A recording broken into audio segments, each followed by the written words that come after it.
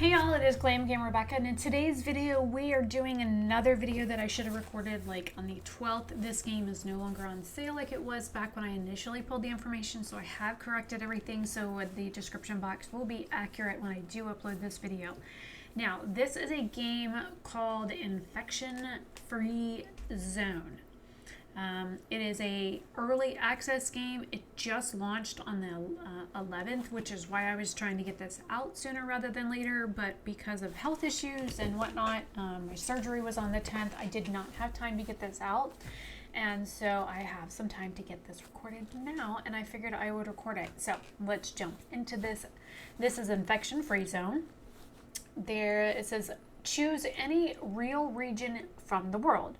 Choose your base of operations, then rebuild and readapt the building around you to create a self-sustaining settlement. Take charge of a group of survivors from your city, and when the night falls, defend the zone from the infected.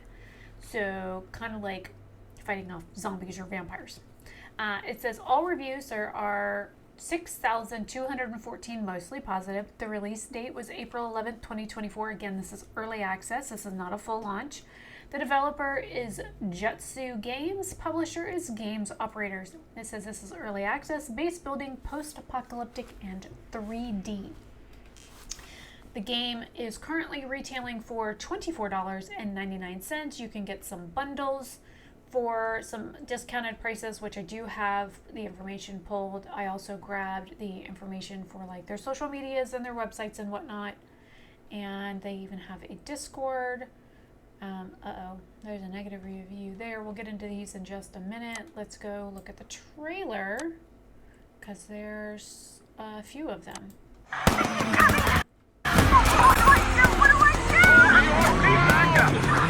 A number of violent attacks is growing rapidly.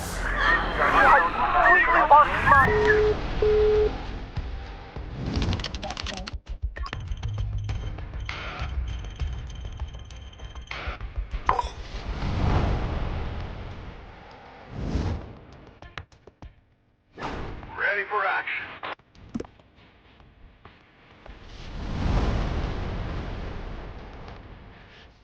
This house is infected. We need to build defenses.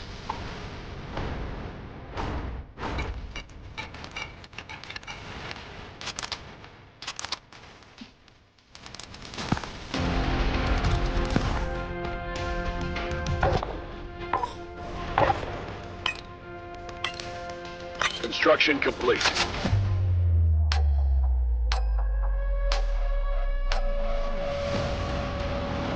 Need backup! Need backup!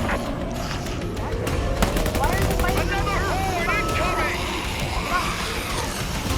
Drag them down! There's too many of them! Man down! Man down! Requesting support! To all survivors, broadcasting on all emergency frequencies. We provide food and shelter, safety and security. This is an infection-free zone. Join us.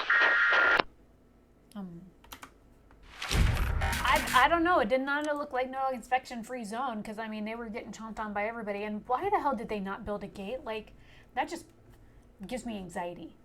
All right, let's look at the other one.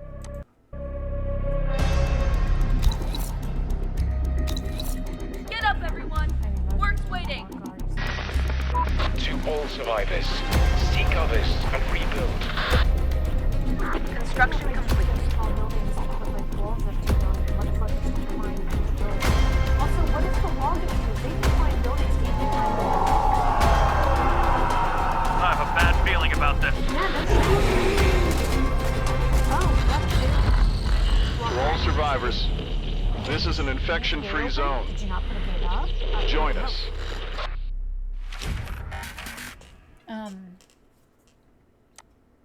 Can you not put a gate up? All right, let's watch the other two.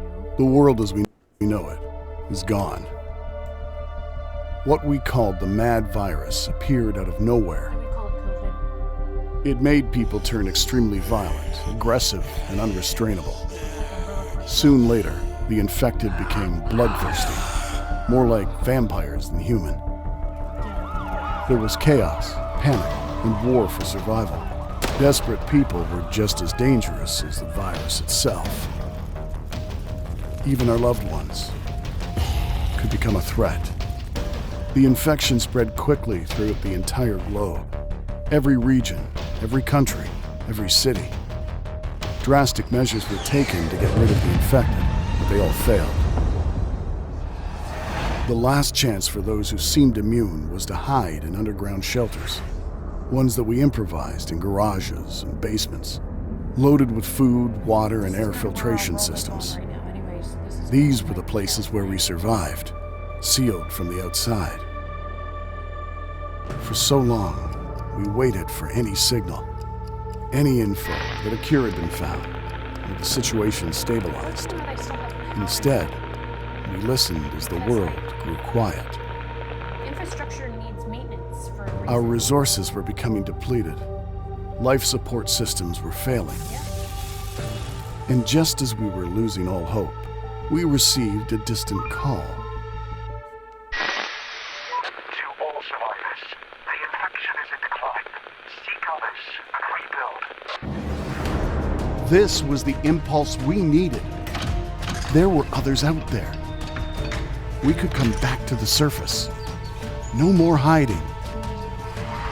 From the ruins of the old world, we will build our new home.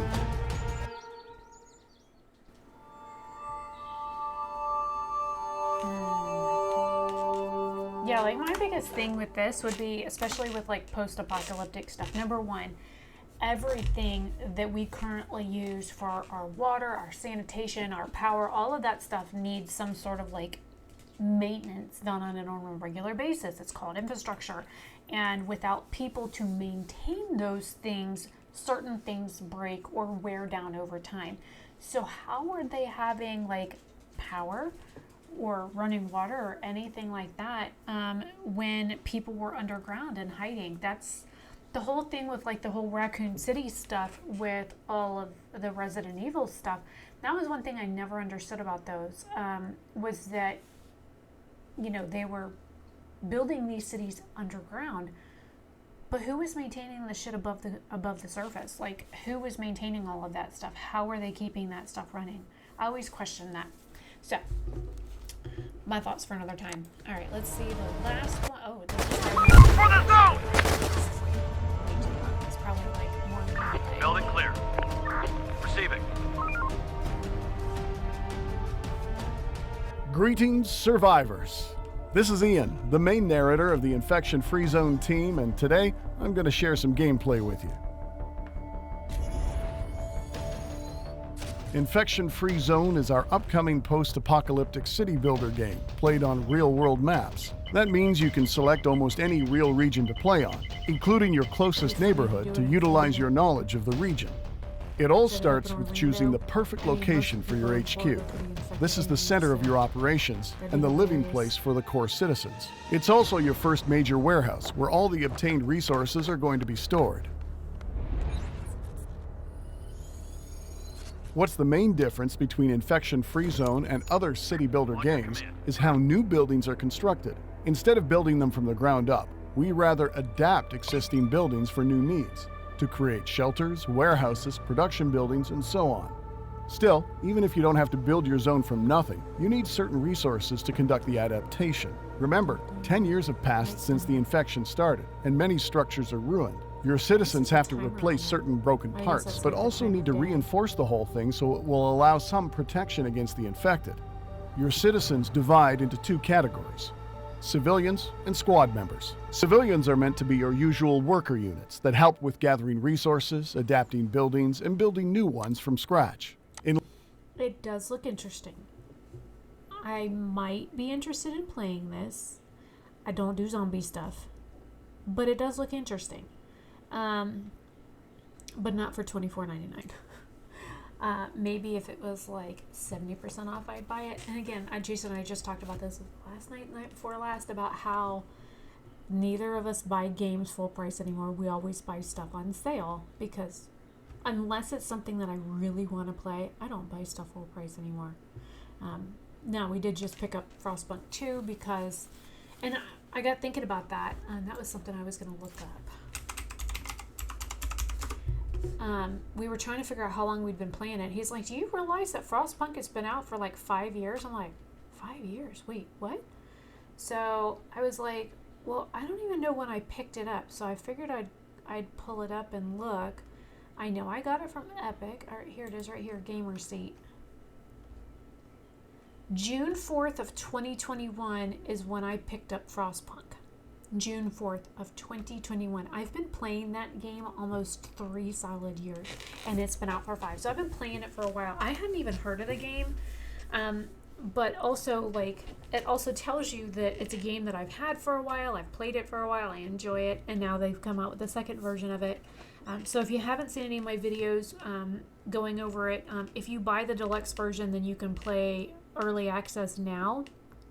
And it was only limited for a few days, and I don't think there's access to it anymore. I am not happy about the fact that you can only play the one scenario, but I'll get into that a whole other time.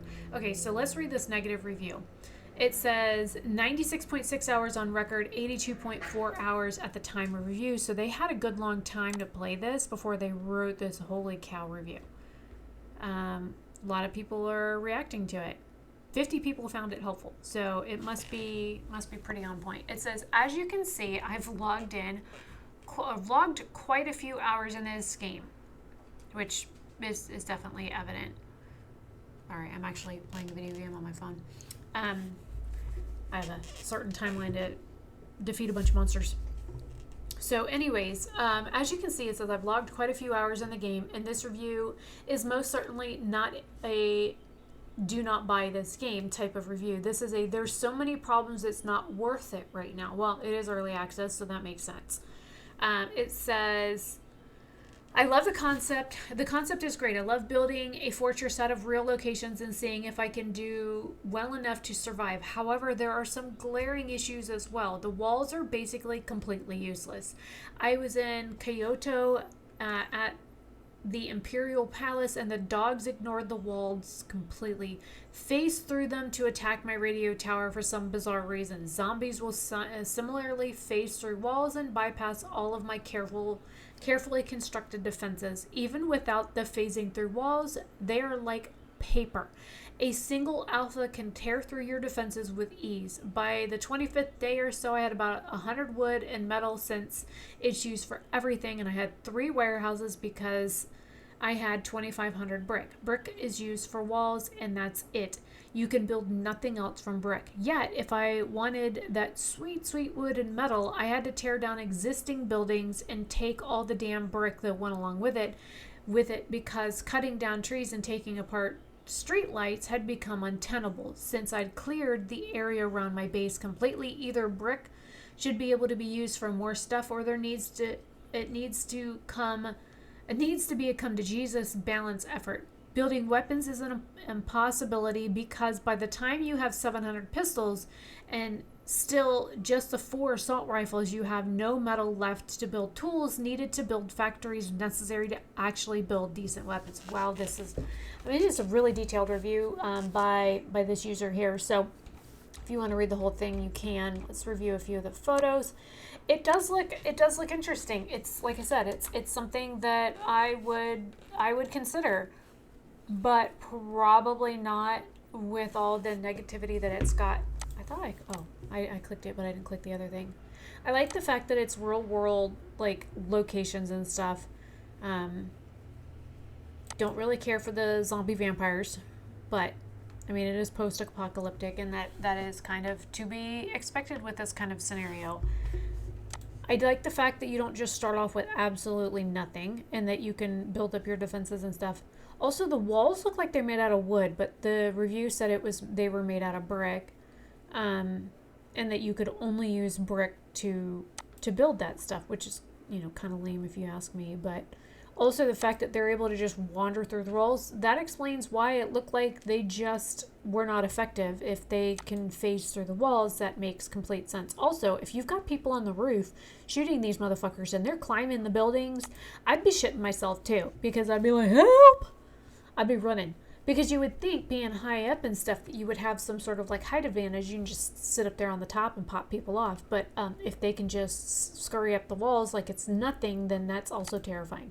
So I can see where there'd be some upsides and some downsides on this. So leave your thoughts down below. It looks like Badger has this game. Oh no, Badger wants the game. So, and I've played several games with Badger over the years. And it's funny that it says that this game is similar to Against the Storm, which this game does not look like anything like Against the Storm at all, because I actually play that quite a bit. And just to show you, let me click on this. Oh, actually, I don't have to click on it. It says 95 hours on record, and that's just since I bought it a few weeks ago. So that tells you how often I've played that game or how long I've played it. I really kind of enjoy it. So,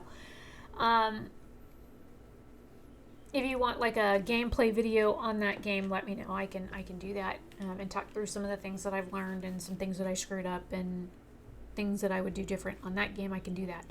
But with this one, I think it would be one of those wait until they develop it more, because it is early access. Maybe they're still building it. But then again, some games will stay in early access forever, so you just never know. So anyways, I am Blaming Rebecca. If you like this video, give it a like. Leave your thoughts and comments down below. I think if it was on sale, I'd probably pick it up and try it out just to see, because I am curious. But not for full price. So anyways, I'll talk to you guys later. Bye.